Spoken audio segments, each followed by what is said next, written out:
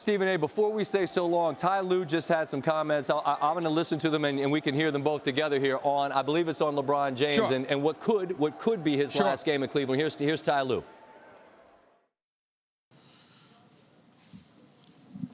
To be the best player in the world and to give everything you got in your 15th season, play all 82 games, probably one of the greatest playoff runs that we'll ever see from an individual, to carry this team the way he did all season and leading by example, is just a testament to his character and who he is as a person and as a player.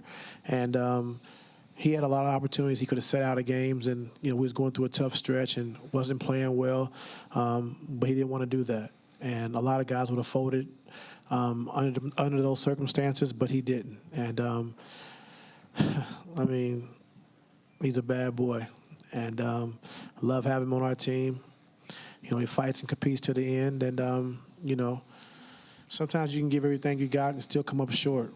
And I thought that's what a group of guys did in this series, and that's about it. Stephen A., obviously from your comments earlier, it's really difficult to move beyond this last 48 minutes that we saw. But when we look at this season in totality, I don't know how LeBron James can be given anything but praise to drag this squad as far as he did. Yeah, they got run in this series. I get it. And they went out quietly in this game. I get that too. But I still look at it. I still look at a guy that got a group that went through many different forms and fashions and still got this far. And I believe that there still has to be some credit, even if you want to critique this evening's effort, which I get.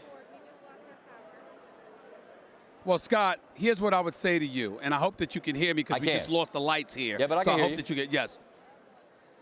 When you look at LeBron James, you have to give credit where credit is due. He's the best player in the world. There is no question. And he does deserve to be applauded for what he's done with the team this year. Nothing could be taken away from that. But in the same breath, Scott, we have to take into consideration the dilemma that he faced and what role he played in it. The reality of the situation is Kyrie wasn't here. He had something to do with that. The pieces that were here, the Tristan Thompsons of the world, the J.R. Smiths of the world, and others, he had something to do with that. We all look at him and view him as the de facto general manager. Let's not be boo-boo the fool out here. We understand what this is. He had something to do with the dilemma that he faced. Now, he played miraculously, sensationally, and courageously in trying to overcome those odds. But he played a role in creating the odds that he ultimately had to overcome. Yeah. So what I'm saying is he deserves credit for all of it. He deserves credit for overcoming it, but he deserves some credit for creating the situation that ultimately exists. And we can't absolve him from that either. And that ended up biting him in the end because guys that he relied on, that he trusted, that he placed faith in, that he convinced the organization to invest in, let him down. There is no denying that. But he played a role in that because this was his roster.